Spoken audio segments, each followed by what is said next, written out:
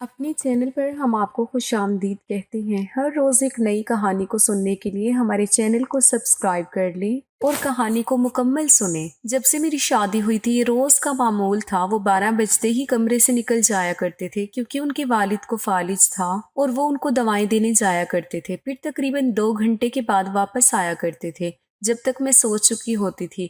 کیونکہ میری شادی کو صرف 1 ہفتہ ہوا تھا تو میں ان سے کچھ پوچھ بھی نہیں پا رہی تھی کہ وہ اتنی دیر سے کیوں آیا کرتے ہیں۔ بھلا اپنی نئی نویلی دلہن کو کون اس طرح راتوں کو اکیلا چھوڑ کر جاتا ہے؟ مگر میری لب سلے ہوئے تھے۔ گھر والوں نے سمجھایا تھا کہ شوہر کو اس کے گھر کو سمجھنے میں وقت لگے گا، اور یہ بھی کہا تھا کہ خود کو بدل لینا مگر شوہر کو بدلنے کی کوشش مت کرنا۔ میں اپنی ماں کی ان نصیحتوں کو پلو سے باندھے ہوئے تھی، مگر میرا دل کر رہا تھا کہ ابھی اور اسی وقت یہاں سے بھاگ جاؤں۔ نہ جانے اس گھر میں کیا ہو رہا تھا۔ مجھے تو آج تک اپنے سسر کے کمرے میں بھی جانے کی اجازت نہیں دی گئی تھی، کیونکہ وہ اپنے بیٹے کے علاوہ کسی اور کو دیکھتے تو ان کا بی پی گھبراہٹ سے بڑھنے لگتا تھا اور دھڑکن بھی بڑھ جاتی تھی یا کم ہو جاتی تھی۔ تبھی وہ اکیلے ہی وہاں جاتے تھے۔ میرے سسر کو غذا بھی وہی کھلایا کرتے تھے، لیکن آج مجھے بہت کچھ عجیب سا محسوس ہو رہا تھا۔ میں ان کی بہو تھی، مگر آج تک میں نے ان کو دیکھا نہیں تھا، نہ انہوں نے مجھے دیکھا تھا۔ ان کے کمرے میں تالا لگا دیا جاتا تھا اور چابی بھی ان کے پاس ہی تھی۔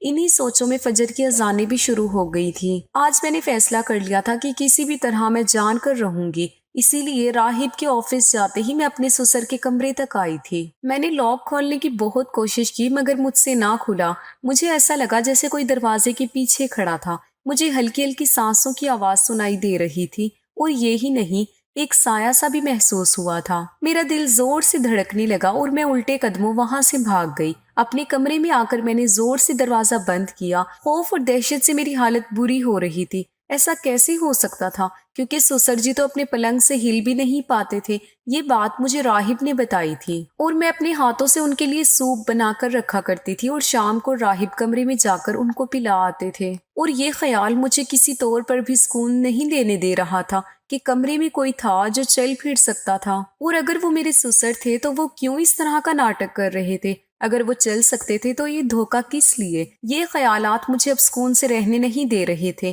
میں نے آج رات بھی جاگنے کا فیصلہ کر لیا تھا۔ اس وقت گھر پر کوئی نہیں تھا اور اب میں سونے کے لیے لیٹ گئی تھی۔ رات کو نیند نہیں آئی تھی تو اب آنکھیں بند ہونے لگی تھی۔ کمرے کو اچھے سے لاک کر دیا تھا کہ کہیں کوئی میرے کمرے میں نہ آ جائے۔ سوچتے سوچتے میری آنکھ لگ گئی اور پھر شام کے 4 بجے کھلی تھی۔ میں نے گھڑی میں وقت دیکھا تو جھٹکا کھا کر اٹھی اور کچن کی جانب بھاگی۔ جلدی جلدی کچھ کباب تل لیے اور چائنیز رائس بھی بنا لیے جو راہب کو بہت پسند تھے۔ ویسے بھی جب سے میں اس گھر میں آئی تھی تو مجھے کوئی نظر نہیں آیا تھا جو میرے ناز اٹھاتا۔ تبھی میں نے دوسرے دن سے ہی کچن سنبھال لیا تھا۔ اپنے سسر کے لیے سوپ بناتے وقت میرا دل کٹ رہا تھا۔ آخر وہ کیوں اس طرح کا ناٹک کر رہے تھے؟ اور راہب تھا کہ ان کے کام میں نہ جانے کب سے آیا ہوا تھا۔ میرا دل جل رہا تھا مگر میں کچھ کر نہیں پا رہی تھی۔ اتنے میں کار کا ہارن سنائی دیا۔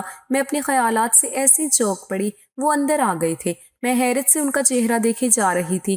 وہ اندر کیسے آئے تھے جبکہ میں نے تو گیٹ کھولا ہی نہ تھا؟ اینی، تم نے گیٹ کیوں کھلا چھوڑ دیا تھا؟ کیا؟ میں نے تو نہیں کھولا۔ نہیں، میں تو بند کر کے آئی تھی، میں نے حیرت سے کہا۔ اب وہ مجھے شک بری نگاہوں سے دیکھنے لگے تھے۔ میں نہ جانے کیوں ہڑبڑا گئی تھی۔ آپ فریش ہو جائیں تو میں کھانا لگاتی ہوں، میں نے گھبرا کر کہا اور کھانا لگانے چلی گئی۔ آخر کیسے میں گیٹ بند کرنا بھول گئی تھی؟ میں سوچنے لگی، کیا واقعی میں نے گیٹ بند نہیں کیا تھا؟ میں نے خود سے سوال کیا۔ نہیں، ایسا تو نہیں ہو سکتا، میں نے تو اپنے ہاتھوں سے گیٹ بند کیا تھا۔ میں اپنے ہاتھوں کو دیکھنے لگی تھی، اتنے میں راہب نے آواز لگائی، کہاں رہ گئی؟ جلدی ابا کا سوپ لاؤ۔ میں نے جلدی سے سوپ پیالے میں انڈیلا اور چمچ رکھا اور راہب کی جانب چلی گئی۔ انہوں نے جلدی سے ٹرے پکڑی اور کمرے میں چلے گئے۔ میں نے اندر جھانکنے کی کوشش کی مگر دروازہ کھلنے سے پہلے راہب نے مجھے اپنا فون دیا اور بولے، یہ چارجنگ پر لگا دو۔ میں نہ چاہتے ہوئے فون لے کر اپنے کمرے میں چلی گئی۔ کیا انہوں نے مجھے وہاں سے ہٹانے کے لیے فون دیا تھا؟ میں خود سے پھر پوچھنے لگی۔ میں انہی سوچوں میں لگی ہوئی تھی کہ راہب واپس آ گئے تھے۔ وہ اس وقت بہت جلدی ان کو سوپ پلا کر آ جاتے تھے، بس رات کو دیر تک وہاں رہتے تھے۔ راہب نے آج کھانا نہیں کھایا اور آتے ہی لیٹ گئے تھے۔ میں کمرے سے نکل آئی تھی۔ اب میں بس رات کا انتظار کر رہی تھی تاکہ سب کچھ اپنی آنکھوں سے دیکھ سکوں۔ جو کچھ بھی تھا اب مجھے باخبر رہنا تھا اور ادھر ادھر کے کاموں میں وہ وقت بھی آ گیا۔ راہب مجھے مسکرا کر کہنے لگے، اینی اب تم آرام کرو، میں ابا کو دوائیں دینے جا رہا ہوں۔ میں نے ان کو لائٹ آف کرنے کا کہا اور سونے کا بہانہ کرنے لگی، اور جیسے ہی باہر وہ نکلے میں نے دیکھا لاؤنج کی لائٹ بھی آف تھی۔ اب میں ہمت کر کے باہر نکلی تھی اور دبے پاؤں سسر کے کمرے کی جانب بڑھنے لگی۔ مجھے خوف بھی بہت ہو رہا تھا، مگر میرا خوف بھی آج مجھے آگے جانے سے نہیں روک پا رہا تھا۔ ایک جنون سر پر سوار تھا کہ آج پتہ لگاؤں گی کہ راہب کمرے میں جا چکے تھے اور دروازے کو اندر سے بند کر دیا تھا۔ میں بہت آہستگی سے کمرے کے دروازے سے کان لگا کر کھڑی ہو گئی تھی، مگر مجھے کچھ سنائی نہیں دے رہا تھا۔ لیکن عین اسی وقت اچانک مجھے ایک آواز سنائی دی جیسے کسی نے کچھ گرایا ہو، اور جو آواز میں نے سنی تھی وہ راہب کی تھی۔ جو کچھ میں نے سنا تھا میرے رونگٹے کھڑے ہو گئے تھے، میرا جسم پتے کی طرح کانپنے لگا تھا، خوف اور دہشت سے میری آنکھوں کے سامنے اندھیرا چھانے لگا تھا۔ میں نہ جانے کیسے وہاں سے گھسکتی ہوئی اپنے کمرے تک آئی۔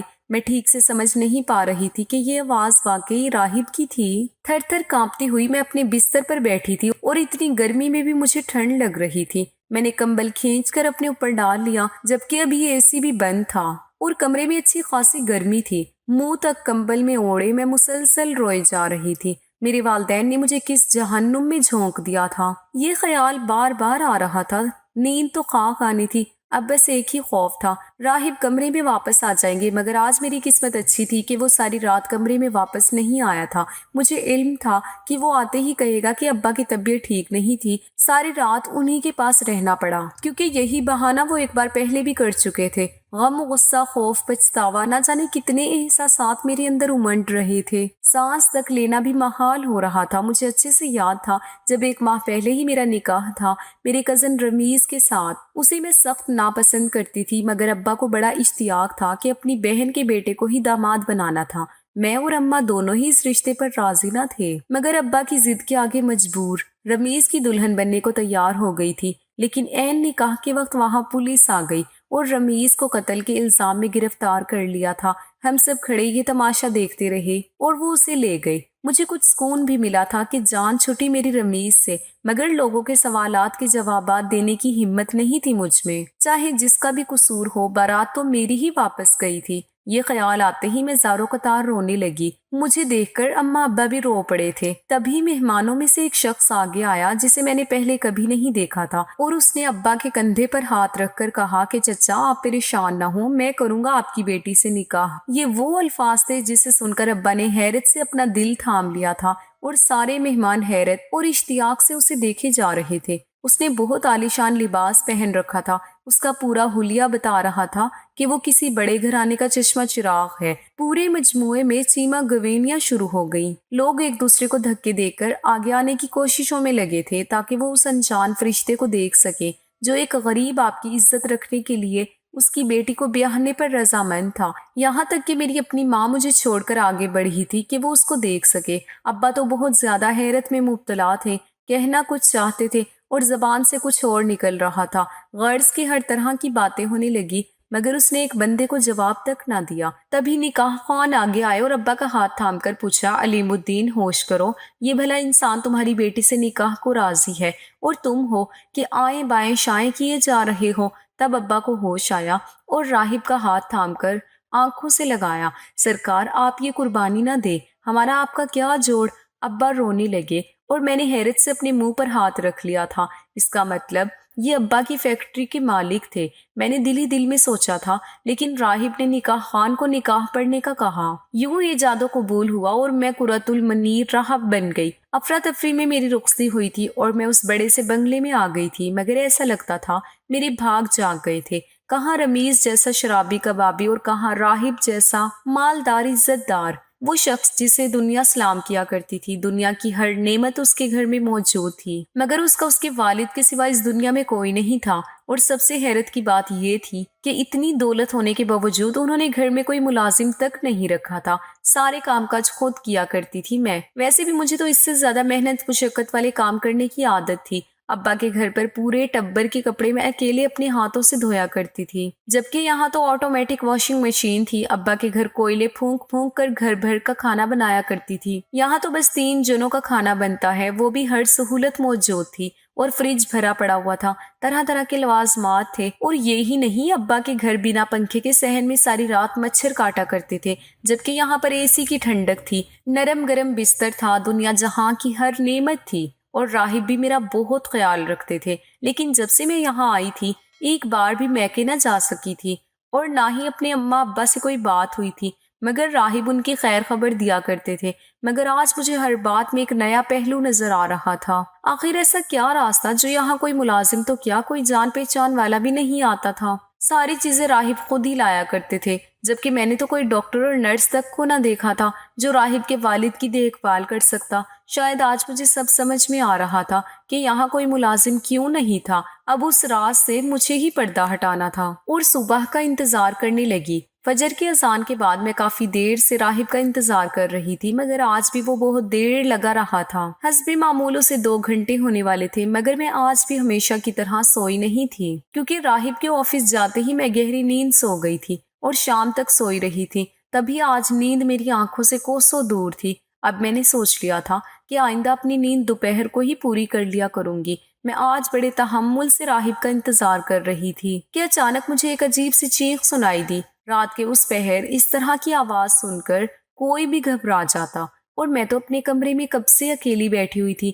خوف کے مارے میرا پورا وجود کانپنے لگا تھا، میری سانسیں بہت تیز ہو گئی تھی، دھڑکن تو اتنی تیز ہو چکی تھی کہ اس کی آواز مجھے اپنے کانوں تک سنائی دے رہی تھی۔ اتنے خوف کی وجہ سے میں بیڈ سے نیچے نہ اتر سکی، کیونکہ میرا دل بند ہوا جا رہا تھا۔ راہب بھی نہ جانے کہاں رہ گئے تھے۔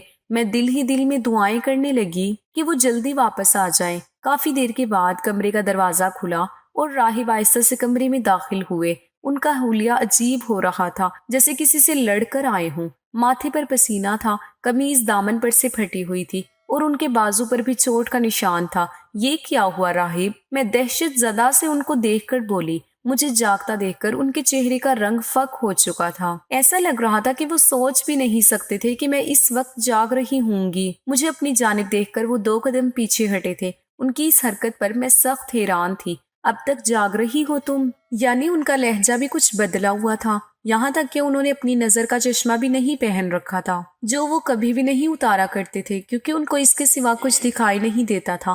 جس شخص کے سامنے میں کھڑی ہوئی تھی وہ مجھے میرا شوہر نہیں لگ رہا تھا، اس شخص کو تو شاید میں جانتی بھی نہیں تھی۔ میں بس الجھن بھری نگاہوں سے ان کو دیکھے جا رہی تھی، جبکہ وہ سر جھٹک کر واش روم میں جا چکے تھے، اور میں بھول ہی چکی تھی کہ کچھ دیر پہلے کس طرح خوف سے میں کانپ رہی تھی۔ مگر اس وقت مجھے اپنے شوہر کا حلیہ اور رویہ ڈرا ہوا لگ رہا تھا۔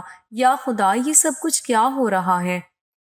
کیا وہ روز ہی اسی حلیے میں آیا کرتے تھے؟ میں سر پکڑ کر بیٹھ گئی تھی۔ کچھ دیر بعد وہ واش روم سے نکلے تو انہوں نے اپنا لباس تبدیل کر لیا تھا اور ہاتھ منہ دھو کر فریش لگ رہے تھے۔ اب ان کے چہرے پر مسکراہٹ بھی تھی، اور آنکھوں میں وہی نظر کا چشمہ جو وہ کبھی اپنی آنکھوں سے نہیں اتارا کرتے تھے۔ مگر آج وہ کچھ دیر پہلے اسی چشمے کے بغیر اندر آئے تھے، جبکہ بیڈ روم سے جاتے وقت انہوں نے چشمہ پہن رکھا تھا۔ یہ سوچ سوچ کر میں پریشان ہو گئی تھی، جبکہ انہوں نے آتے ہی کہا کہ سر میں شدید درد ہو رہا ہے، پلیز لائٹ آف کر دو۔ میں نے نہ چاہتے ہوئے بھی لائٹ آف کر دی اور بیڈ کے کونے پر لیٹ گئی۔ آج مجھے ان سے بہت خوف محسوس ہو رہا تھا۔ ایسا آج پہلی بار ہوا تھا کہ میں اس وقت جاگ رہی تھی، اور کچھ دیر پہلے جو کچھ ہوا تھا وہ بہت عجیب تھا۔ میں نے ذہن پر زور دینے کی کوشش کی کہ آخر وہ آواز کس کی تھی۔ شاید کسی عورت کی چیخ تھی، اور وہ دھاڑ تھی کسی مرد کی، اور وہ مرد کون تھا؟ یہ سوچ کر مجھے اور زیادہ خوف آئے جا رہا تھا۔ اوپر سے راہب کا حلیہ بھی میرے شک کو مزید بڑھا رہا تھا۔ میں اب سو نہیں پا رہی تھی، جبکہ وہ گہری نیند میں جا چکے تھے۔ میں نے سوچ لیا تھا کہ یہ راز جان کر ہی رہوں گی، مگر اس وقت تو خوف کے مارے کمرے سے باہر جانے کا سوچ بھی نہیں سکتا۔ راہب بھی انتہائی رازداری کے ساتھ کمرے میں داخل ہوئے تھے۔ کارپیٹ پر ان کے قدموں کی چاپ تو سنائی نہ دے سکی تھی، مگر میں محسوس کر سکتی تھی۔ انہوں نے آتے ہی اے سی آن کر دیا تھا۔ شاید مجھے کمبل اوڑے دیکھا تھا، یا پھر ان کو کمرے میں حبس محسوس ہوا ہوگا۔ میں اپنی جگہ سے ٹس سے مس نہ ہوئی تھی۔ کچھ دیر بعد راہب نہا دھو کر تیار ہو گئے تھے۔ ان کی مخصوص پرفیوم کی خوشبو کمرے میں پھیل چکی تھی۔ اب وہ آفس جانے والے تھے، مگر میں نے اب تک خود کو کمبل میں چھپا رکھا تھا، میں اس انسان کا چہرہ نہیں دیکھنا چاہتی تھی اور نہ جانے کب سے مجھے دھوکہ دیے جا رہا تھا۔ وہ کچھ دیر میرے پاس رکے تھے مگر مجھے سوتا سمجھ کر وہاں سے چپ چاپ باہر نکل گئے تھے۔ میں تو کب سے اسی بات کا انتظار کر رہی تھی۔ ان کے جاتے ہی میں نے کمبل دور پھینکا اور اے سی کے ٹھنڈک کو اپنی سانسوں میں اتارنے لگی۔ میرا پورا جسم پسینے میں شرابور ہو چکا تھا۔ اب مجھے اندازہ ہو رہا تھا کہ سخت گرمی میں بھی خوف کے مارے سردی لگ سکتی ہے۔ میں نہا دھو کر فریش ہوئی اور کچن میں چلی گئی۔ آج میں نے اپنے لیے بہت عمدہ ناشتہ تیار کرنے کا سوچا۔ میرے دل و دماغ میں ایک عجیب سی جنگ جاری تھی۔ اس گھر سے نکلنا شاید ممکن نہ تھا مگر یہاں بھی بہت سی ایسی چیزیں تھیں جو کام آ سکتی تھیں۔ میں نے کچن کے باہر کیبنٹ کو کھول کر دیکھنا شروع کیا۔ آج تقریباً 10-11 دن بعد مجھے احساس ہوا تھا کہ میں اس گھر میں قید ہو چکی ہوں۔ یہاں سے نکلنا مشکل تھا مگر ناممکن نہیں تھا۔ میں نے پورا گھر چھان مارا اور آخر کار مجھے اپنے کمرے سے کچھ ادویات مل ہی گئیں جو شاید کبھی کبھار راہب استعمال کیا کرتے تھے، جن میں ایک ایسی گولی بھی تھی جو ابا کئی بار اماں کو لا کر دیتے تھے جب ان کے سر میں شدید درد ہوا کرتا تھا۔ وہ کہتے تھے سلمیٰ یہ نیند کی گولیاں ہیں، ڈاکٹر نے کہا ہے جب بھی درد ہو یہ کھا لیا کرو، پھر درد بھی کم ہوگا اور نیند بھی اچھی آئے گی۔ میں 8ویں کلاس تک پڑھی ہوئی تھی تبھی مجھے اس کا نام بھی یاد رہ گیا تھا۔ میں نے وہ گولیاں چھپا کر کچن میں رکھ لیں۔ اب مجھے شام کا انتظار تھا۔ جیسے ہی راہب آئے میں نے ان کو چائے میں نیند کی 2 گولیاں ملا کر دیں۔ وہ آج پہلے ہی تھکا تھکا سا تھا اور چائے پیتے ہی اپنا سر پکڑ کر بیٹھ گیا۔ میں نے ان سے کہا راہب آپ کے ابا کو آج اپنے کمرے میں سلاتے ہیں، میں ان کا خیال رکھا کروں گی اور وہ کب تک اکیلے پڑے رہیں گے؟ میری بات پر وہ عجیب نظروں سے مجھے دیکھنے لگے جیسے وہ کچھ سمجھ نہ پا رہے ہوں۔ میں نے جلدی سے ایک چارپائی اٹھا لی اور اپنے کمرے کے ایک کونے میں رکھ دی۔ وہ حیرت سے بس مجھے دیکھے جا رہا تھا۔ اب تک اس کی زبان کچھ نہیں بول پائی تھی، یا تو گولیوں کا اثر تھا یا کچھ اور بات تھی۔ آپ آرام کریں، میں ابا کو یہاں لے کر آتی ہوں، آپ کو گھبرانے کی ضرورت نہیں۔ ابا مجھے دیکھ کر پریشان نہیں ہوں گے، آخر میں ان کی بہو ہوں، کچھ نہ کچھ کہے جا رہی تھی میں۔ جب راہب اپنا سر پکڑے بیڈ پر لیٹ چکے تھے، وہ کوشش کے باوجود کچھ بول نہیں پا رہے تھے۔ ان کی آنکھیں بند ہوئی جا رہی تھی اور کچھ ہی دیر میں وہ گہری نیند سو چکے تھے اور میں نے ان کی قمیض کی جیب سے وہ چابی نکال لی تھی۔ اب میں بنا خوف و خطرے کے اس کمرے کی جانب رواں دواں تھی۔ مجھے کوئی خوف نہیں تھا کیونکہ اس کا اس کمرے میں جو کوئی بھی تھا وہ اب تک بے ہوش ہو چکا تھا، کیونکہ میں نے اس سوپ میں نیند کی گولیاں ملا دی تھی اور راہب نے گھر آتے ہی حسب معمول اس کمرے میں رہنے والے کو سوپ پلایا تھا۔ کمرے کا دروازہ کھولتے وقت میرا دل بہت زور سے دھڑکنے لگا تھا کہ نہ جانے اندر کیا دیکھنے کو ملے گا۔ جیسے ہی میں نے دروازہ کھولا تو میرے پیروں تلے سے زمین کھسک گئی۔ وہ ایک عالی شان کمرہ تھا، قیمتی فرنیچر، خوبصورت قالین، بھاری پردے اور اس کے علاوہ عیش و عشرت کی ہر چیز وہاں موجود تھی۔ جہانزی سائنس کے بیڈ پر ایک وجود سویا پڑا تھا، وہ کوئی لڑکی تھی۔ میں دھڑکتے دل کے ساتھ آگے بڑھی تھی، لیکن جیسے ہی میری نظر اس کے چہرے پر پڑی تو میری سانس اوپر کی اوپر اور نیچے کی نیچے رہ گئی، کیونکہ وہ کوئی اور نہیں میری سگی پھپھو کی بیٹی آسیہ تھی، جو آج سے 5 سال پہلے اچانک غائب ہو چکی تھی۔ ہم نے ہر جگہ دیکھ لیا تھا مگر اس کا کہیں اتا پتہ نہیں تھا۔ سب نے اس کو مردہ تصور کر لیا تھا اور آج اتنے سالوں کے بعد آسیہ اس کمرے میں انتہائی قیمتی شب خوابی کے لباس میں اس محل نما گھر میں اتنے آرام دہ بستر پر گہری نیند سو رہی تھی۔ میں کتنی دیر بس اسے دیکھتی رہ گئی۔ ایسا لگتا تھا جیسے اس گھر کے در و دیوار مجھ پر ہنس رہے ہوں، میرا مذاق اڑانے لگے ہوں۔ میں بڑے ناز سے خود کو اس گھر کی مالکن سمجھتی تھی، لیکن مجھے آج معلوم پڑ گیا تھا کہ میں تو اپنی کزن آسیہ کی نوکرانی بنا کر لائی گئی تھی۔ اصل حقیقت کیا تھی یہ تو میں نہیں جانتی تھی، مگر مجھے اسی وقت یہاں سے نکلنا تھا۔ میں نے وہ کمرہ جلدی سے لاک کر دیا اور اپنا کمرہ بھی لاک کر دیا اور بھاگتی ہوئی گھر سے باہر آ گئی۔ آج سے پہلے باہر نکلنے کی ضرورت ہی محسوس نہیں ہوئی تھی۔ میں بھاگتے ہوئے سڑک پر آ گئی تھی۔ اب لمبی کالی سڑک تھی اور میرا وجود تھا۔ یہ گھر ایسی جگہ پر تھا جہاں دور دور تک کوئی آبادی نہ تھی۔ میں رخصت ہو کر جب آئی تھی تو اس وقت قرار تھی اور میں نے غور نہیں کیا تھا کہ یہ ایک ایسا علاقہ تھا اور اب بھی سورج ڈوبنے والا تھا۔ میں اندھا دھند بھاگ رہی تھی۔ اچانک دور سے ایک کار آتی دکھائی دی۔ میں نے خوف کے مارے اسے رکنے کا اشارہ کیا اور خوش قسمتی سے وہ رک بھی گئی۔ کار میں تو خواتین تھیں، ان کا حلیہ بتا رہا تھا کہ وہ بہت ماڈرن گھرانے سے تھیں۔ جب میں نے بتایا کہ میرا اغوا ہوا تھا اور میں وہاں سے بھاگی ہوں تو انہوں نے جلدی سے مجھے بیٹھنے کو کہا اور کار واپس موڑ لی شہر کی طرف۔ مجھے تو آج علم ہوا تھا کہ میں شہر سے اتنی دور ایک ویران علاقے میں رہا کرتی تھی۔ اکیلی نہ جانے کیسے ہم پولیس اسٹیشن پہنچے۔ ان لڑکیوں نے ہی پولیس کو وہ جگہ بتائی جہاں میں اکیلی ملی تھی۔ میں نے دوبارہ وہاں جانے سے صاف انکار کر دیا تھا، اسی لیے مجھے ابا کے گھر جانے دیا گیا۔ ابا اور اماں مجھے دیکھ کر حیرت میں پڑ گئے تھے۔ ان کا کہنا تھا کہ وہ روز صاحب کے گھر جاتے تھے مگر وہاں کوئی نہیں ملتا تھا، صاحب فیکٹری بھی نہیں آتے۔ ابا روتے ہوئے بتائے جا رہے تھے تو اس وقت پولیس مجھے اور ابا کو لینے آئی تھی۔ ہم تھانے پہنچے تو وہاں راہب اور آسیہ ہتھ کڑیاں پہنے بیٹھے ہوئے تھے۔ آسیہ کو دیکھ کر ابا حیرت سے چلا پڑے۔ ان کو یقین نہیں آ رہا تھا کہ وہ زندہ تھی۔ عجیب سی ہلچل مچی ہوئی تھی۔ تھانے میں پھپھو بھی آ چکی تھی۔ میں نے راہب سے سوال کیا کہ آخر میں نے کیا گناہ کیا تھا جو آپ نے مجھے اس زندان میں قید کر دیا تھا۔ میرے رونے اور پولیس کے استفسار پر راہب نے اپنی زبان کھول لی اور اس نے بتایا کہ کئی سال پہلے جب میں نے فیکٹری کا چارج سنبھالا تھا تو انہی دنوں میری آسیہ سے ملاقات ہوئی تھی۔ وہ میری ہی فیکٹری میں کام کرتی تھی مگر کیونکہ آسیہ ایک غریب گھرانے سے تھی اس لیے میرے ابا نے صاف انکار کر دیا۔ اسے کبھی میری بیوی بننے نہیں دیں گے مگر مجھے آسیہ سے عشق ہو گیا تھا اور میں کچھ سننے کو تیار نہ تھا۔ تب ابا نے کچھ غنڈوں کو بھاری رقم دے کر آسیہ کو اغوا کروانے اور اسے کسی دور دراز علاقے میں پھینکنے کو کہا۔ میرے وہم و گمان میں بھی نہ تھا کہ ابا اس حد تک گر سکتے ہیں، لیکن اسی دن مجھے ابا کے خاص ملازم نے خبر دی تھی کہ آسیہ کے ساتھ بہت برا ہونے والا ہے۔ تبھی میں نے ان غنڈوں سے پہلے ہی آسیہ کو بہت چالاکی سے بے ہوش کر کے اپنی کار میں ڈالا اور اسے ایسی جگہ لے گیا جہاں کا پتہ میرے ابا کو معلوم نہیں تھا۔